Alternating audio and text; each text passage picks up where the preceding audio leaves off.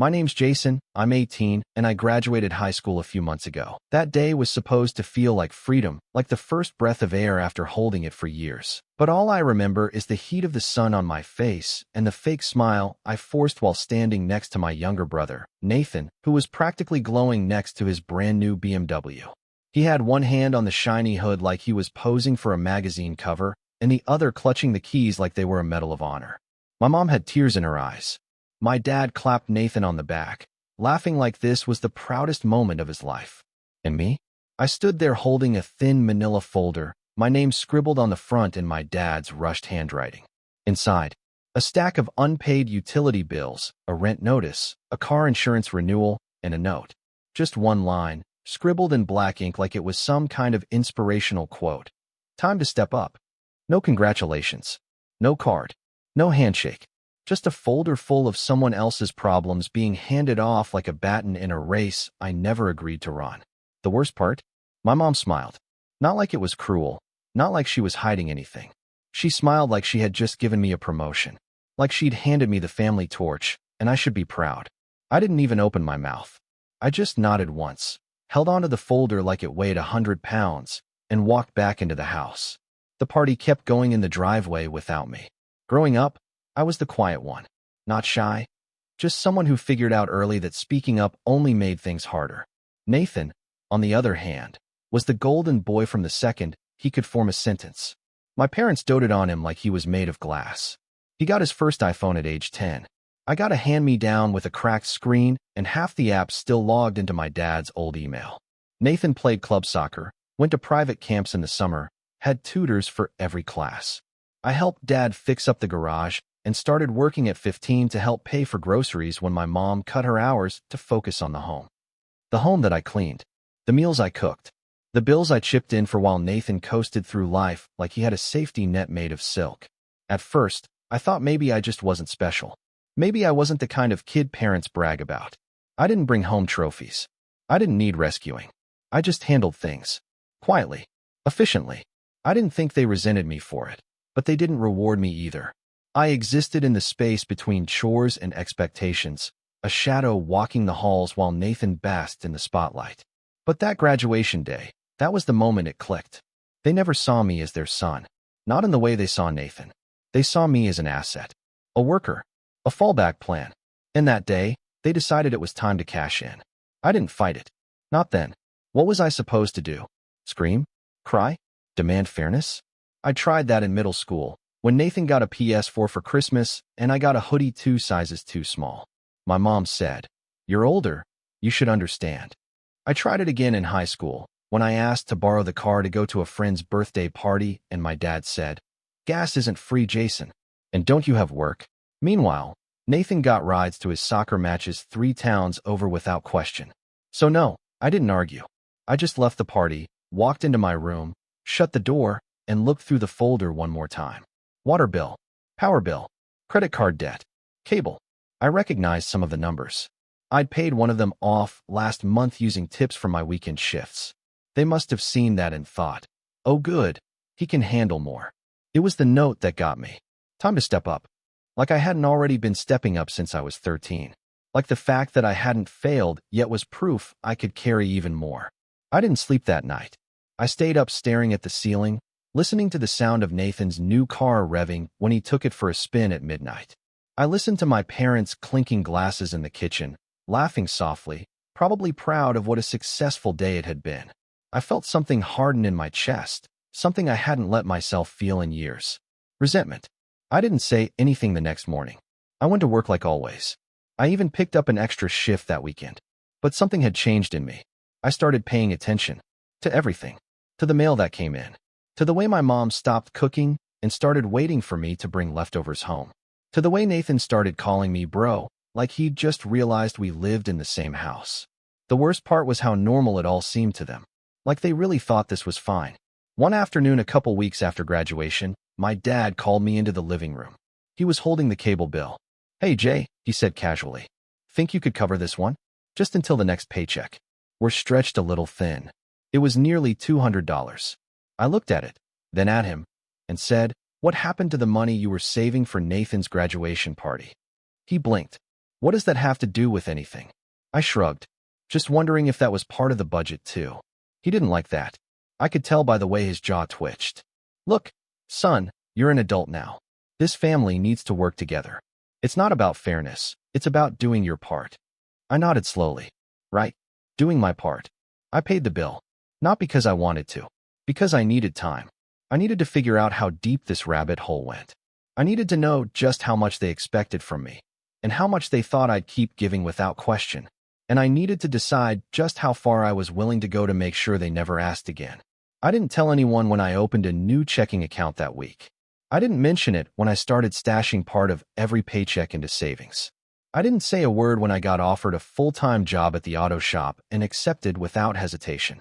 I played the role, the quiet son, the helper, the one they could count on. But inside, I was planning something else. I didn't know exactly what yet, but I knew this much. I was done being their safety net. The final straw came a few weeks later, when Nathan crashed the BMW.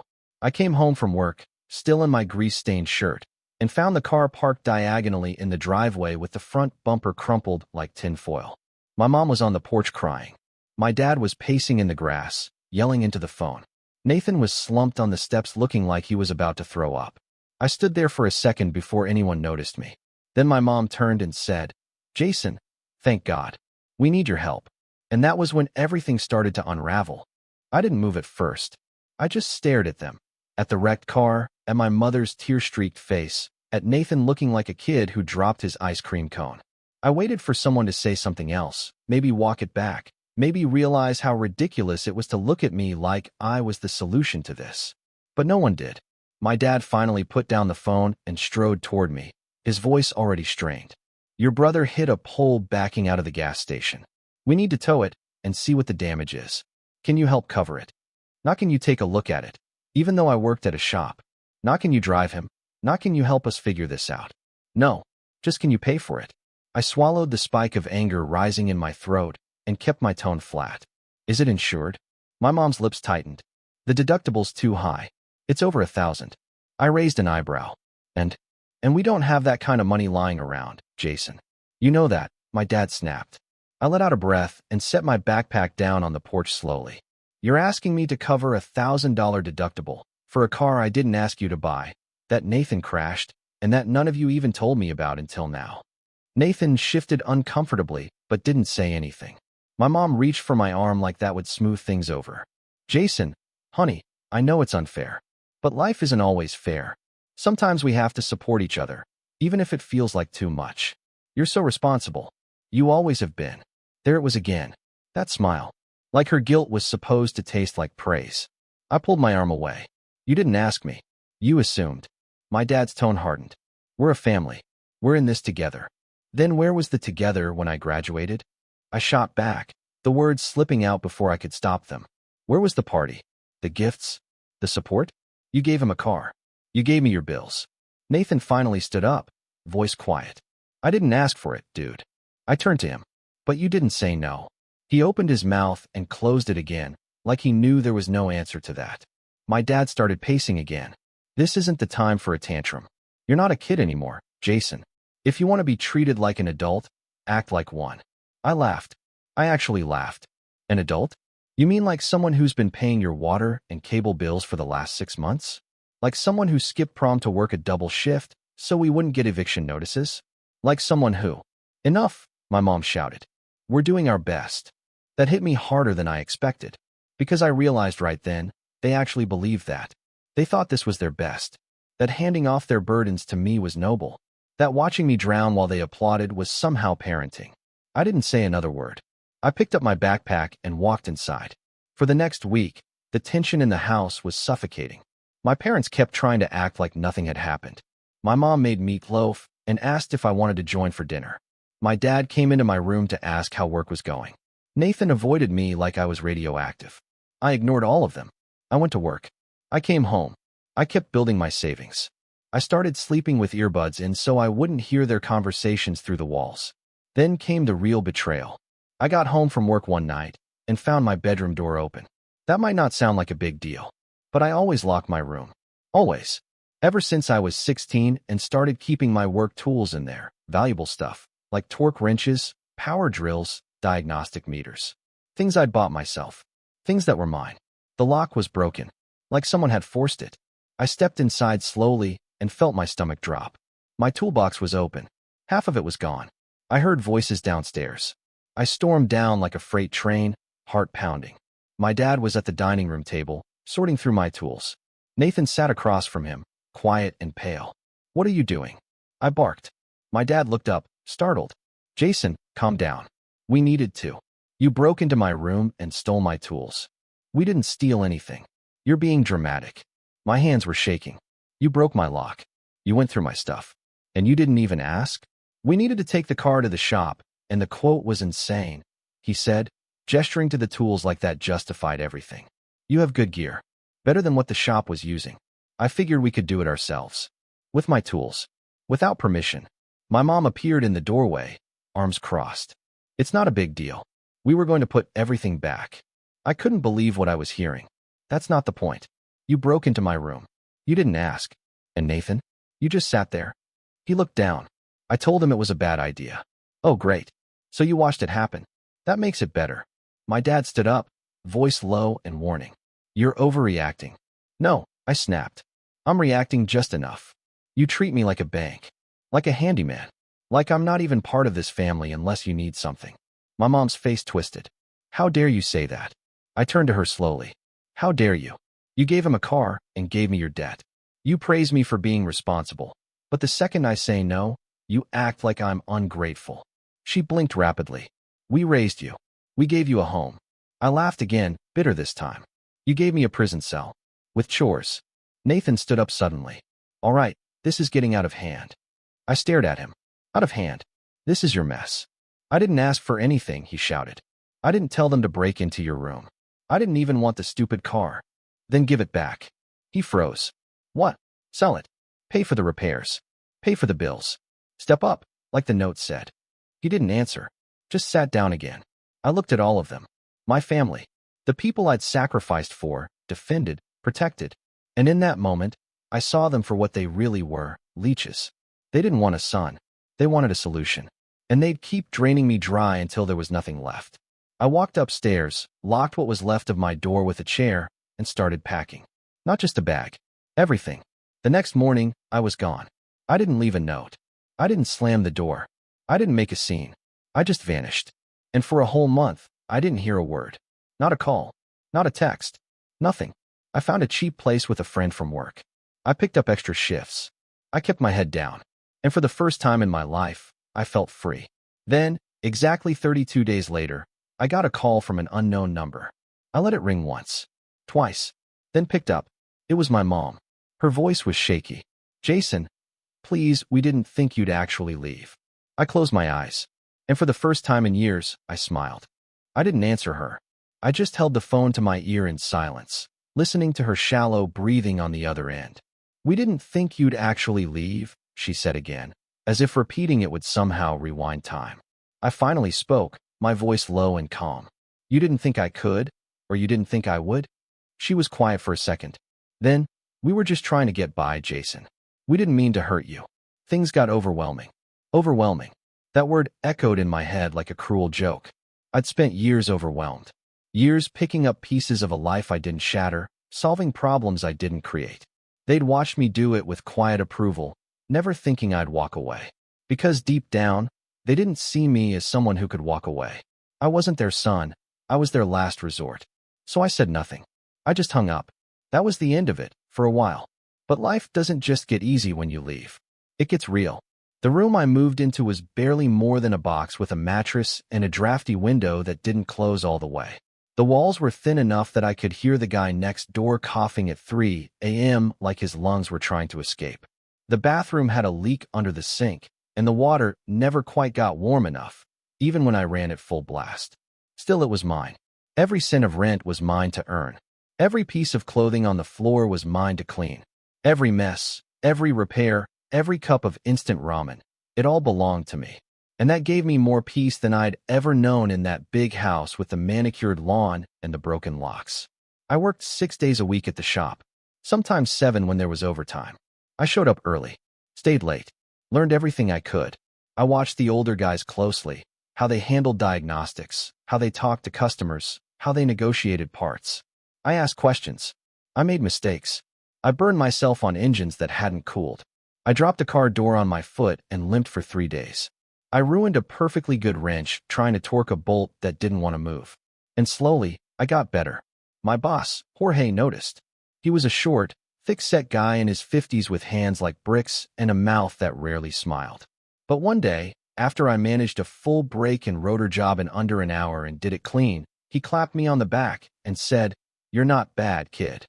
That meant more than any of the empty compliments my parents had ever thrown at me. Because it was earned. Real. I started picking up side work too.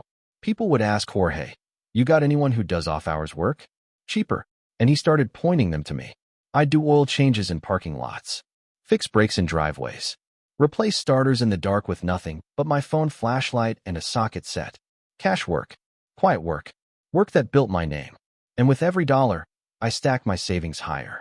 But it wasn't all linear. There were nights I sat on my mattress, sore and exhausted, wondering if I'd made a mistake. Wondering if I should have just stayed and endured it. Paid the bills, fixed the car, played the role. At least then I'd have had hot meals and clean laundry. At least then I wouldn't feel so alone. Loneliness hits different when you've never had real company to begin with.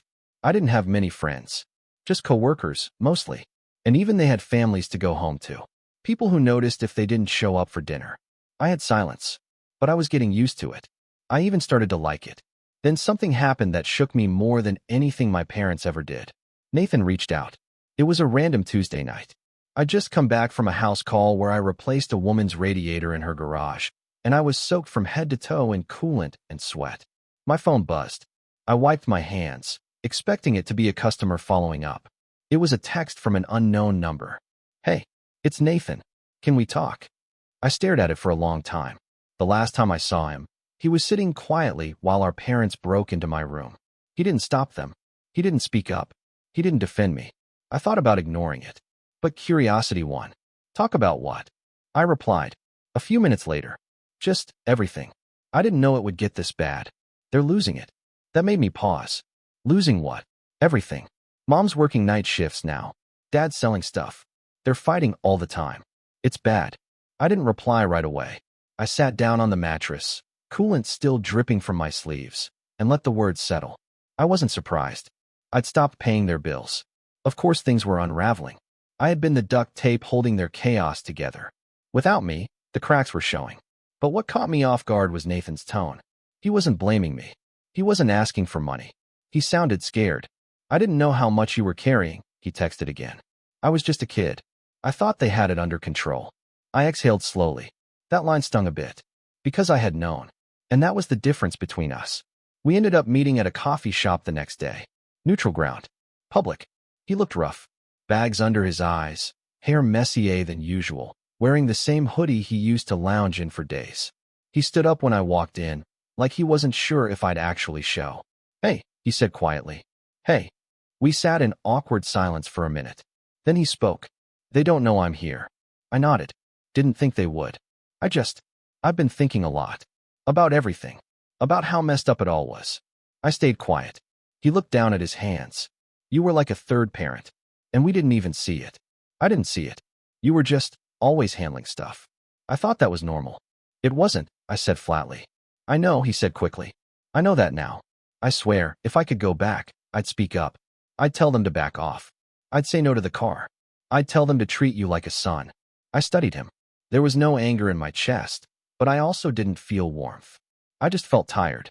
"I'm not coming back," I said. He nodded. I figured. I'm not fixing anything else for them. Not the bills. Not the car. Not their marriage. I'm done. I know. We sat in silence again. Then, to my surprise, he reached into his bag and pulled something out. It was a check. $2,000. "My savings," he said. "Well, what's left of it? From birthdays. Odd jobs. Selling my PlayStation. I wanted to give it to you. For everything I didn't pay for. For the car. For the years." I stared at it, stunned. He pushed it across the table. "I know it's not enough. But I couldn't keep it. Not after everything. I didn't take it. Not right away. I just sat there, looking at it. Thinking about who I used to be. Who he used to be. This wasn't the same Nathan. And I wasn't the same Jason. But this felt like the first real gesture. Not a demand.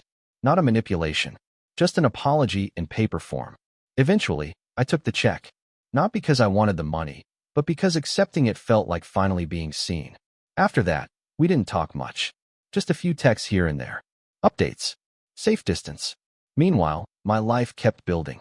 Jorge offered me a raise. Said he wanted me full-time. Even talked about training me for a managerial role down the line. I accepted. I used the money Nathan gave me to fix up a used truck. Nothing fancy, but it ran well. I started taking more serious jobs, bigger projects. I even built a little website with a friend from the shop and started getting referrals. One night, I came home from a long shift and found a note taped to my door. It was from my landlord. "Hey Jason, let me know if you'd ever want to take over the downstairs unit. Bigger space, better insulation. You've been solid. Would rather keep someone reliable." I smiled as I read it.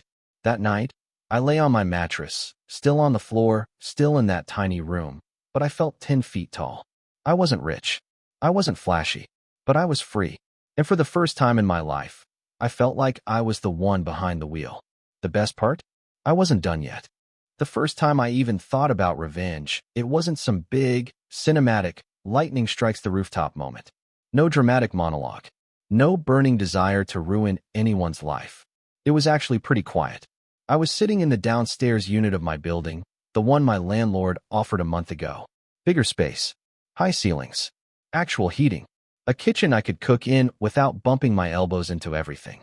I had just finished installing a new set of shelves, something I built myself using scraps from the shop and some leftover pine.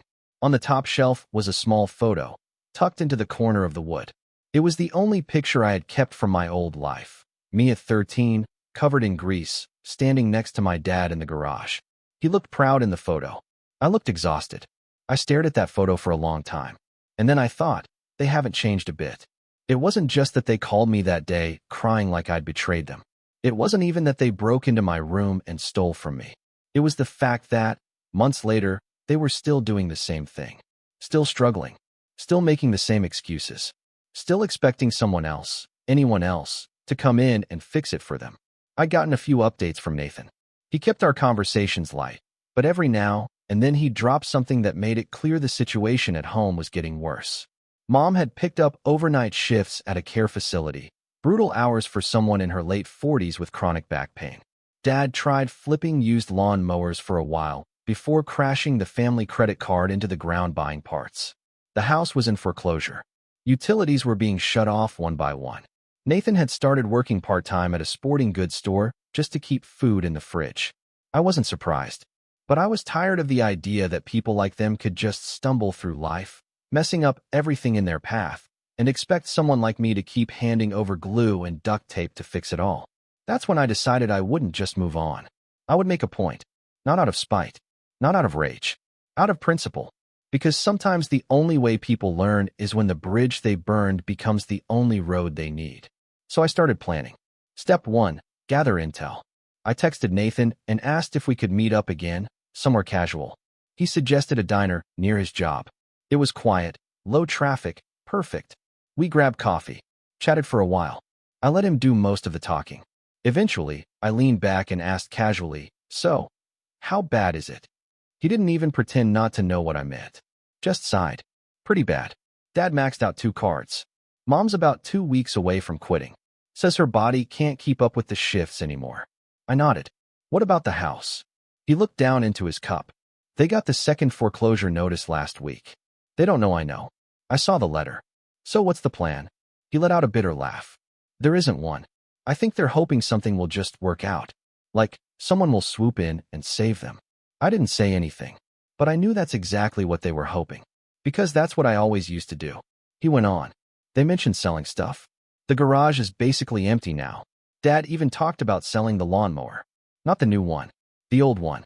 Like that'll do anything." I could tell he was embarrassed. And I wasn't about to let him feel like he was the problem. Not this time. I leaned in slightly. "Listen, I'm not coming back.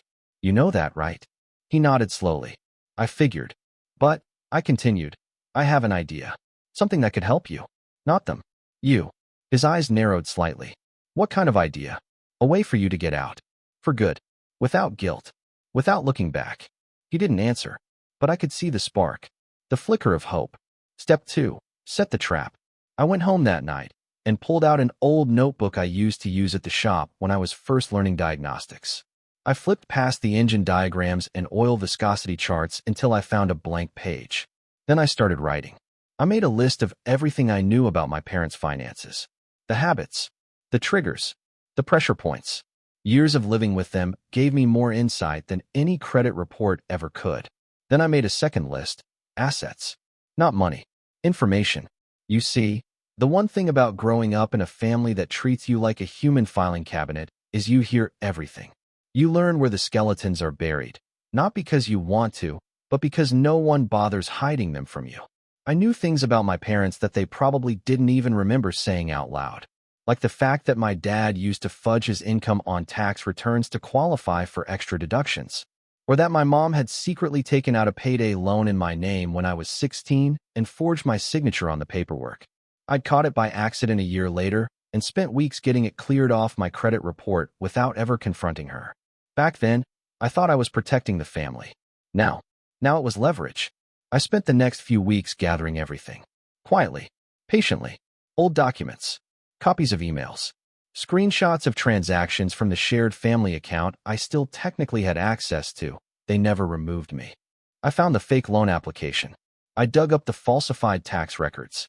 I even found receipts for things they claimed they could never afford, luxury dinners, a spa weekend my mom took the same month she told me we were too broke for new school shoes. All of it went into a file, labeled backup, not because I was going to blackmail them. That wasn't the point. The point was control. Step 3. Bait the hook. Once I had everything, I reached out to them for the first time in months. I sent a simple text. Hey, I've been thinking. Want to talk? It didn't take long. My mom called within 5 minutes, sounding cautious but excited. Jason, is this really you? Yeah, I said, keeping my voice flat. I've been working a lot, but I've had time to think. She jumped on it. That's wonderful, honey. We've missed you so much. We were just saying the other day. Can we meet in person? I cut in. I'd rather talk face to face. She hesitated. Of course. Yes. Whatever you need. I picked a spot, a neutral cafe in the middle of town. Public. Calm. No drama. I wore clean clothes, styled my hair, showed up 5 minutes early. They showed up 15 minutes late. Of course. They looked like shadows of themselves. My mom had dark circles under her eyes. My dad looked thinner, jittery, like someone who hadn't slept in days. They smiled when they saw me, but it wasn't the confident, superior smile I'd grown up with. It was the smile of people who had run out of options. I let them talk. Let them say how sorry they were, how hard things had been, how they'd learned so much. My dad even said something about family being stronger than mistakes. I nodded along. Polite. Calm. Then I leaned forward and said, I want to help you. Their eyes lit up, just for a second, like moths to a flame. But, I said slowly, on my terms. They leaned in. I'm not giving you money, I continued. I'm not moving back in. I'm not fixing the house or paying off bills. They started to frown. But I'm willing to offer you something more valuable, I said. What's that? My dad asked. Relief. My mom blinked. Relief? I'll take care of everything, I said. The debt, the credit issues, the utilities, the foreclosure, all of it. But you have to follow my lead. Completely. No questions. No interference. They looked at each other. My dad laughed nervously. That's a big promise, son. I don't make promises I can't keep, I replied. But this isn't a gift. It's a transaction. A transaction, my mom repeated. You get a clean slate, I said. And in return, I get closure. Neither of them fully understood what I meant. But they agreed.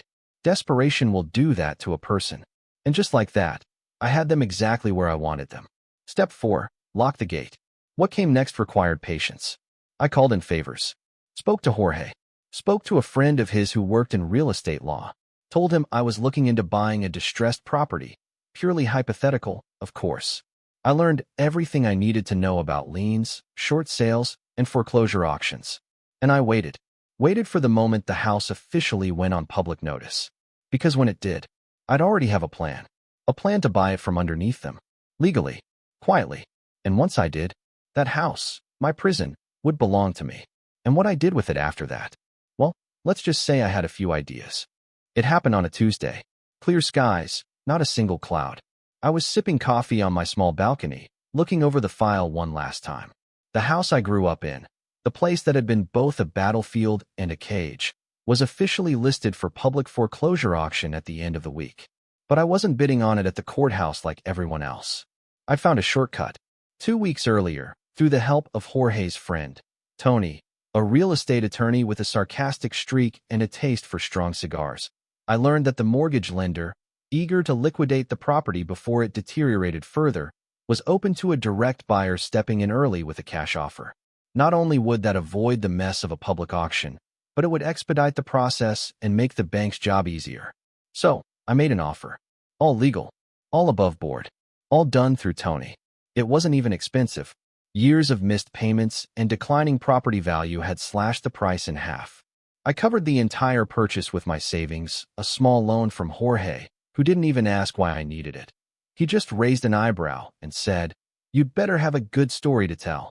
And a side gig, I picked up fixing up junkers for a used car lot. 1 week later, the title was mine. I owned the house.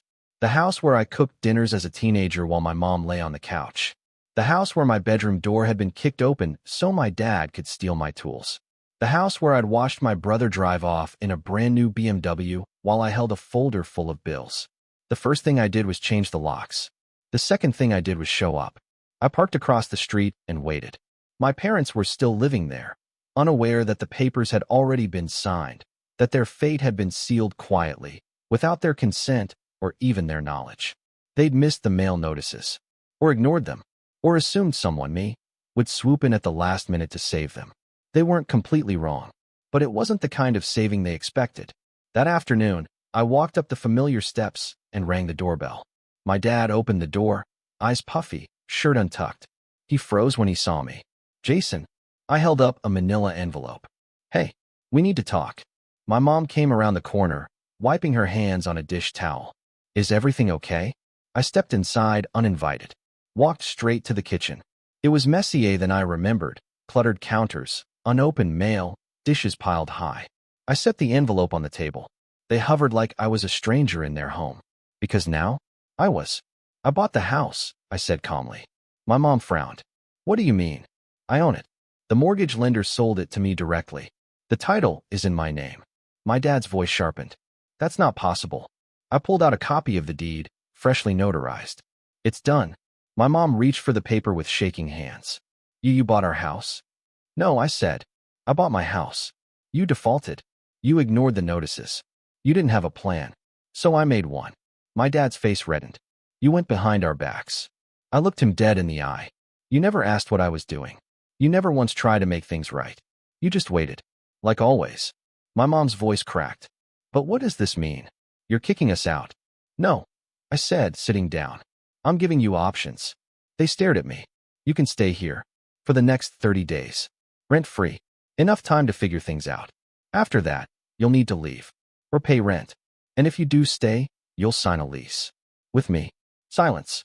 "A lease," my dad spat. "Like tenants." "Like adults," I said. My mom looked like she was going to cry. "You're treating us like strangers." I stood. "You treated me like a utility bill.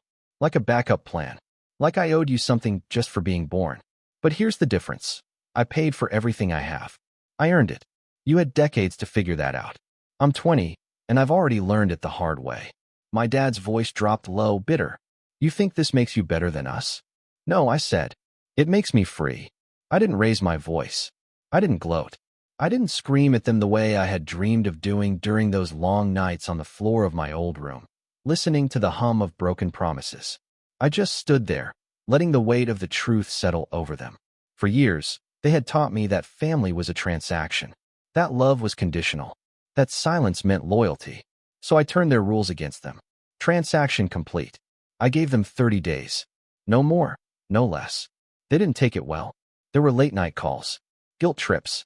My mom cried the first week, leaving voicemails saying things like, "You'll understand when you're a parent," and "We did our best." My dad tried to intimidate me the old-fashioned way, showing up at my job once, standing near the bay while I changed someone's spark plugs, arms crossed like he still had power. He left when Jorge came out and said, "You got a problem, or are you just lost?" Nathan stayed quiet. He texted once to say he was staying with a friend for a bit. I didn't blame him. I told him the door was open, figuratively, not literally. Week 3, I came by to do a routine inspection. Legally, as the landlord, I had that right.